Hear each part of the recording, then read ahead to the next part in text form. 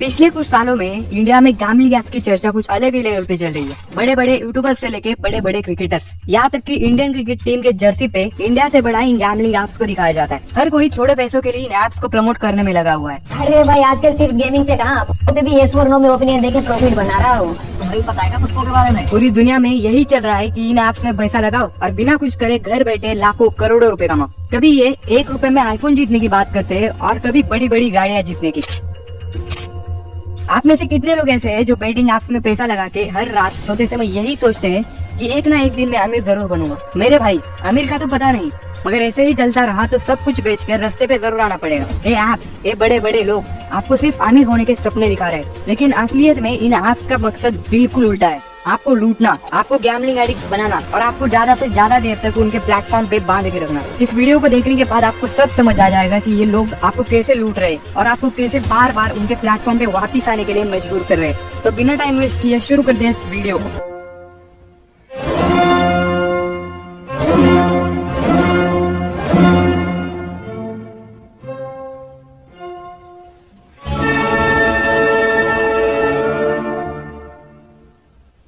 Seventeen century में Vinci में लोग गैम्बलिंग के लिए पैशनेट थे। इस पैशन को देखते हुए विंसी में रिडोटो नाम से एक पब्लिक गैम्बलिंग हाउस खोला गया, जहां लोग लीगली गेम्स खेलते थे। एक्चुअली में कसिनो शब्द एक इटालियन वर्ड कासा से लिया गया है, जिसका सीधा सीधा मतलब होता है एक हाउस, एक घर। अमेरिका में कसिनोज का ट्रेंड लेट 90s और अर्ली 20th सेंचुरी में शुरू हुआ। लॉस वेगास, नेवादा इनिशियली एक स्मॉल डेजर्ट टाउन था, लेकिन लीगल गैम्बलिंग के बाद ये एक मेजर गैम्बलिंग हब बन गया। आज लॉस वेगास पूरी दुनिया में फेमस है अपने कसिनोज और एंटरटेनमेंट के लिए। अमेरिका में पहले कसिनोज को कसिनो नहीं बल्कि सलून्स के नाम से जाना जाता था, जहाँ ट्रैवलर्स आते थे, एक दूसरे से मिलते थे, सोशल गैदरिंग होती थी, जहाँ पर खाना पीना होता था और अक्सर लोग एक दूसरे के साथ गैम्बलिंग भी करते थे। और अक्सर इंडिया में भी देखा जाता है, जब कोई सोशल गैदरिंग होती है जैसे गणेश चतुर्थी, तब लोग गैम्बलिंग करते, पैसे लगा के कार्ड्स खेलते, तंबोला खेलते। और कसिनोज को भी इसी पर्पज से बनाया गया था, लेकिन आज के दिन इनका नाम तो सेम है मगर मकसद बिल्कुल अलग है। अब इनका फोकस है सिर्फ ज्यादा से ज्यादा पैसे कमाने का। और ये कब होगा? जब लोग ज्यादा से ज्यादा एडिक्ट हो जाएंगे गैम्बलिंग से। क्योंकि सीधी सी बात है, जब लोग ज्यादा देर तक रुकेंगे कसिनोज में तभी तो ज्यादा पैसा हारेंगे। किसी भी कसिनो का प्राइमरी इनकम सोर्स होते हैं गेम्स। जनरली कसिनो में 3 प्रकार के गेम्स होते हैं। पहला गैम्बलिंग मशीन्स, दूसरा टेबल गेम्स और तीसरा random number games. Gaming machine का सीधा सीधा मतलब होता है कि आप अकेले उस गेम को खेलोगे, यानी कोई दूसरा आदमी उसमें इन्वॉल्व नहीं होगा। गेमिंग मशीन में आपने बहुत ही पॉपुलर स्लॉट गेम का नाम तो जरूर सुना होगा। टेबल गेम्स यानी एक से ज्यादा लोग इनमें पार्टिसिपेट कर सकते हैं, जैसे रोलेट, पोकर। अक्सर इन गेम्स में आपका अपोनेंट खुद हाउस ही रहता है। इन गेम्स को अरेंज किया जाता है इन कैसीनो के एम्प्लॉयज के द्वारा, जिन्हें डीलर कहा जाता है। और तीसरा रैंडम नंबर गेम्स जैसे कीनो, बिंगो, इन्हें जनरली अरेंज किया जाता है कंप्यूटर्स के द्वारा या फिर डीलर्स के द्वारा। इन गेम्स को खेलते वक्त आपको लगता है कि ये लक का खेल है, मगर यहाँ जीत हमेशा कसिनो की ही होती है। इन गेम्स को बनाया इस तरीके से जाता है कि एक टाइम के बाद कसिनो को प्रॉफिट जरूर होगा। हम यहाँ रोलेट गेम का एक एग्जांपल लेके देखते हैं। रोलेट यानी एक व्हील होता है जिसमें नंबर्स लगे होते हैं 1 से लेके 36 तक, जिसमें से आधे रेड और आधे ब्लैक होते हैं। आपको देख के लग रहा होगा कि हमारी जीतने के चांसेस 50-50% है, मगर नहीं। इसमें अगर आप ध्यान से देखोगे तो आपको 2 जीरोस भी नजर आएंगे। अगर वो बॉल 0 पे आएगी तो पूरा प्रॉफिट कसिनो का होगा। कोई भी प्लेयर रेड चुने या ब्लैक चुने, उनके जीतने के चांसेस होंगे 18/38, यानी अप्रोक्सीमेटली 47.36% होता है। और कसिनो पे जीतने के चांसेस 2/38 यानी 5.26%। तो इसका मतलब मान लो अगर लोग एक महीने में 1000 रुपए स्पेंड करते हैं उस गेम के ऊपर, तो अप्रोक्सीमेटली 50 रुपीज का प्रॉफिट होगा कसिनो का। Exactly 5% of spended amount by people. दूसरी तरफ हम बात करते हैं स्लॉट गेम्स की। स्लॉट गेम जिसमें एक टाइम पे एक ही पर्सन इन्वॉल्व हो सकता है, जिसमें एक स्क्रीन होती है और एक हैंडल होता है। बेसिकली उस स्क्रीन में फ्रूट्स, बेंस या 7 होते हैं। जैसे ही उस हैंडल को आप पुल करते हो तो उस स्क्रीन में के आइटम्स घूमने लग जाते हैं, और अगर उस स्क्रीन में विनिंग कॉम्बिनेशन आ जाता है तो आप पैसे जीत जाते हो। मगर यहाँ पे भी एक ट्रिक करी जाती है। पहली बात तो इन मशीन गेम्स को कंप्यूटर्स के द्वारा प्रोग्राम किया जाता है, तो आपको पता नहीं आपके पीछे क्या हो रहा है। और इन गेम्स को इस तरह प्रोग्राम किया जाता है कि आप हर बार हारोगे। इसका मतलब ये नहीं कि आप हमेशा हारोगे, बल्कि आपको ऐसा दिखाया जाता है कि ये गेम्स एकदम फेयरली काम करती है। इसलिए इन गेम्स को ऐसा बनाया जाता है कि आप 10 में से 8 बार हार रहे हो तो आपको 2 बार जिता दिया जाएगा। और अगर आपको 2 बार जिताएंगे नहीं तो इन गेम्स को खेलेगा कौन?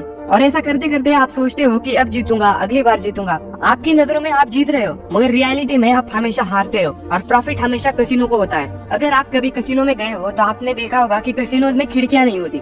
पता है क्यों नहीं होती खिड़कियां? इसलिए होता है कि वो चाहते हैं कि आप अपने गेम में मग्न रहो। आप डिस्ट्रैक्ट ना हो। और इसी वजह से आपको अंदर बैठी ये तक पता नहीं चलता कि अभी बाहर रात से दिन हो रहा है या दिन से रात। अंदर आपका टाइम कैसे निकल गया यही नहीं पता चलेगा आपको। अंदर आपके लिए बहुत ही कंफर्टेबल सा माहौल बनाया जाएगा। ब्राइट लाइट्स होगी जैसे golden, red, blue, vibrant music होगा, कंफर्टेबल सीट होगी जिससे आप बोर ना हो और गेम्स को खेलते रहो। और दूसरी तरफ जब आप पहली बार कैसीनो में जाते हो तो आपको फ्री ड्रिंक्स ऑफर की जाती है, फ्री मील्स ऑफर किए जाते हैं, जिससे आपको स्पेशल फील हो और बार बार आप वहाँ जाते रहे और अपना पैसा उड़ाते रहे। अक्सर जो लोग पहली बार कैसीनो में जाते हैं उन्हें फ्री कॉइन्स दी जाते हैं कि आप इन पैसों से खेलो और जितने भी आप पैसे जीतोगे वो पैसे आपके होंगे।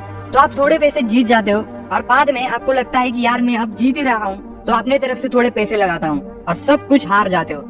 स्लॉट जैसे गेम्स में तो आपको फिक्स टाइम के बाद छोटे छोटे रिवॉर्ड्स दिए जाते हैं जिससे आपकी एक्साइटमेंट लेवल बढ़ती रहे। इन रिवॉर्ड्स को ये लोग एक लालच की तरह यूज करते हैं जिससे आप बार बार उस गेम को खेले, मगर जीत कभी आपके हाथ लगेगी ही नहीं।